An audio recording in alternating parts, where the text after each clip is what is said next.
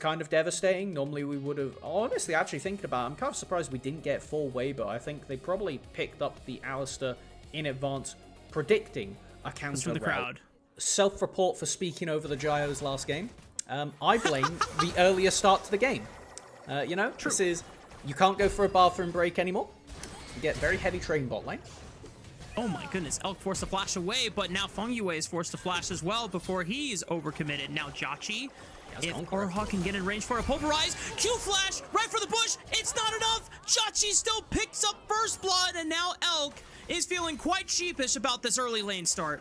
Not having the ward in the bush means can't extend in this level 1 is already good signs that top esports are in a good spot to start the snowball. However, this crash down might be ill-timed because JJ has arrived to the bottom side.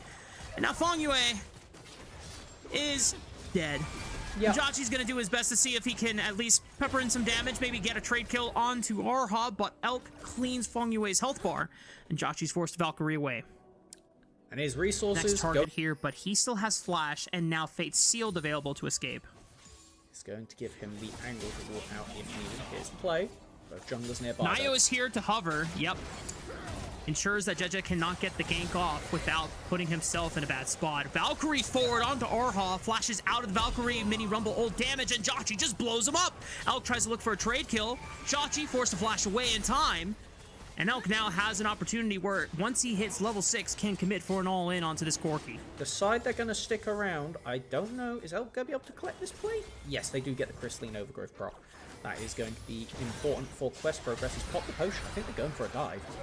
Yeah, they know that Orha was looking for the head, but Pulverize, Killer Instinct to commit, and Elk gets his second kill of the game. Looking for Fengyue next. Cream over the wall, is in the soul unbound, cleans house, Fate Sealed, flash by Elk, but he gets away from the flag drag off of Jeje's Jarvan. Cream ensuring that he gets at least one kill and doesn't give over another. Nio from mid lane is now looking for Elk, has flash available, and both Jeje and Elk know that he's not getting out alive. Really good play from the TES mid jungle, having another strong performance, collecting off the bot lane. Actually heads on over in the soul unbound form, and had Elk not been able to use flash, that would have been an impressive double kill setup. Jeje knows that may have been... Jauchi played a bit too far forward. Again, you picked a champion with a dash specifically because you see Jarvan on the other side. And still end up dying? Don't love it. But Fengyue walking up has Ignite up in a second. I think Elk's just solo killed here. Yeah, Q stun for the barrier. Ignite's nearly there. Great timing from Elk. It doesn't matter. Wow. That's awesome. All right. Jauchi a moment to catch up on the farm department, still down about 10. Cream has been slowly ramping up though on this Yone. Went for the tier 2 boots upgrade. Nio's making a visit to top lane. Zika trying to reposition with a public execution. Good flash though by Nio, so that he doesn't get a lot of experience under their belt and have been at various stages of international competition in the past. You can tell that Weibo Gaming is still trying to gel together and figure out how to work out all the communication kinks. As Nio, looking for Jeje, gets the flash out of the Jarvan, goes back in with the Cataclysm. Elk is there for the follow-up. Magnetstorm tries to delay the play, but Cream with the Fate Sealed tags one, forces the flash away because now Xiaohu is peppering in the damage, but 369 lays down the red carpet and will lay waste to the entirety of Weibo Gaming's mid laner. Orha forced to run away, and 369 is the one that saves the day. First game of the BLG series with or was it IG, where he had a Deathless Kaisa game. Hang on. Nio following up on Fengyue's Magnet Storm means that Jeje is gonna get burned down to a crisp. Not quite. Last Cyclic Ignite is not enough. Got a little HP back. And now Xiaohu in a world of trouble, but at the right time does Realm Warp back to safety. Oh no, dude. Fengyue? Safety is a relative term in the LPL. This is something I've learned very quickly on.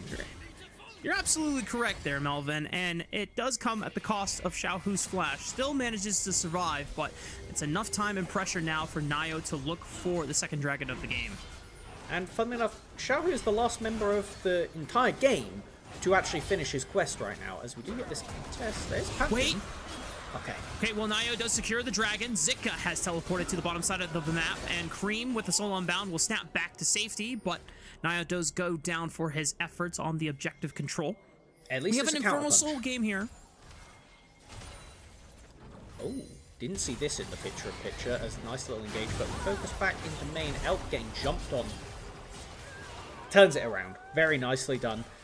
That ADC, that highlight player. I would say pretty scared on the mid tower when you're staring down. He does have flash. True. But Kai'Sa does too. Is he in trouble? Pops the ultimate, reduces the damage down as Jotchi just peppers in all of his artillery. Valkyrie over the wall. Arha tries to flash away, but the Q-stun connects anyway, and looking for the follow-up stun. Cataclysm right into all three. JJ is able to hold the line and EQ out back to safety. That was an incredible Jarvanol. I really thought that Arha was just dead to rights, but what a save. And it's going to swing the tempo back in Weibo's favor. No! Jotchi! He doesn't flash the EQ, and there's no point in trying to use the flash now, so he goes down thanks to Elk committing the killer instinct. Public. You know what? Respect, Zika. If you had found Feng Yue in that goes darkness, in the clip folder. Yep. That one goes into the highlight reel for sure. To be fair, that is the default basing spot right there, because it's just in the exact position that if you walk from the wolf pit over to top lane, you're not caught on vision. Wow, good presence of mind from Elk there to walk out. That was a bit scary. Hold on, more stuff happening. Meanwhile, on the side lane, yeah, Zika, is he in trouble?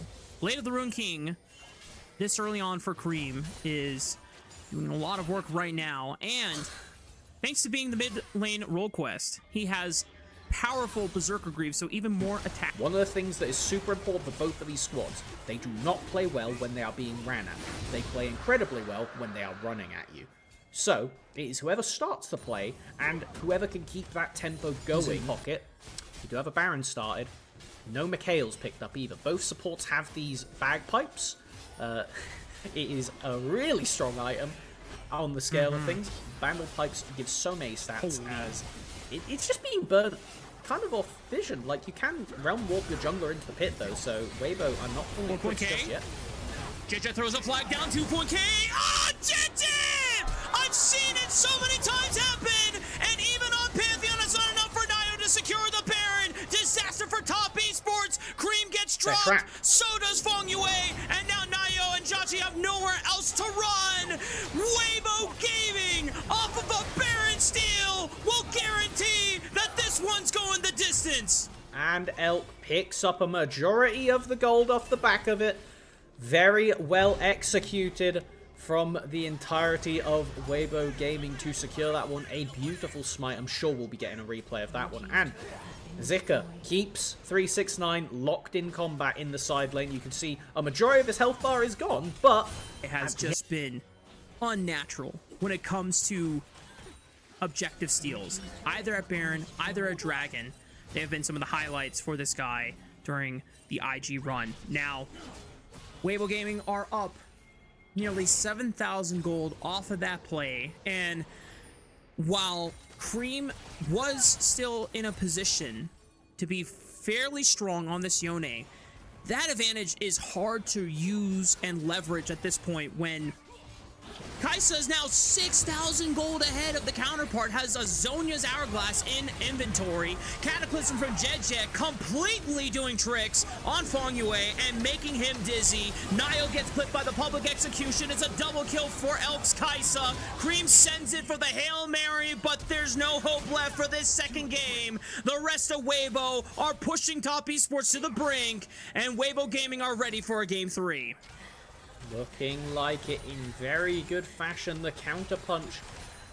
And we went into this game thinking TES had the tools they needed to be able to pull off another impressive victory. But I think the main thing that changed is that 7.1k gold lead onto Elk. Put him on a carry, and that seems to be the identity that Weibo is currently most happy with.